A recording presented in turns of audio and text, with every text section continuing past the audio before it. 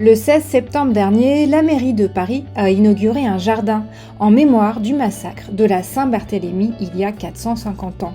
Mais c'est quoi au juste la Saint-Barthélemy ? D'abord, c'est un épisode marquant des guerres de religion du XVIe siècle, qui oppose les catholiques à la minorité protestante. Retour rapide en août 1572.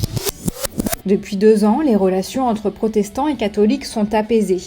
La sœur du roi, catholique, s'est même mariée à un noble protestant, Henri de Navarre. Dans la capitale, il y a donc beaucoup d'huguenots venus de toute la France, ce qui ne plaît pas à tous les Parisiens, ni au clergé catholique. Le 22 août, un attentat blesse un leader huguenot. L'ambiance n'est alors plus vraiment à la fête.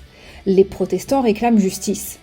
Un conseil royal se réunit et pour donner des gages à la majorité catholique, il leur donne d'éliminer les chefs huguenots mécontents. 2 jours plus tard, le carillon de l'église de Saint-Germain-l'Auxerrois résonne. Le nouveau jardin mémorial se trouve d'ailleurs juste au pied de cette église. Donc ce jour-là, le tocsin, les cloches qui préviennent d'un danger, annoncent en fait un massacre.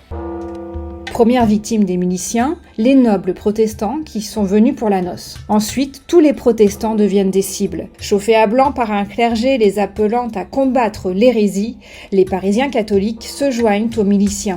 Pendant 3 jours dans les rues de Paris, on tue, on pille et on expose les cadavres. Le pouvoir royal perd finalement le contrôle et le massacre s'étend à toute la province. 4000 protestants sont tués à Paris, 10 000 dans tout le pays. Le massacre de la Saint-Barthélemy, c'est donc aussi une tuerie entre voisins qui résonne avec d'autres génocides plus récents.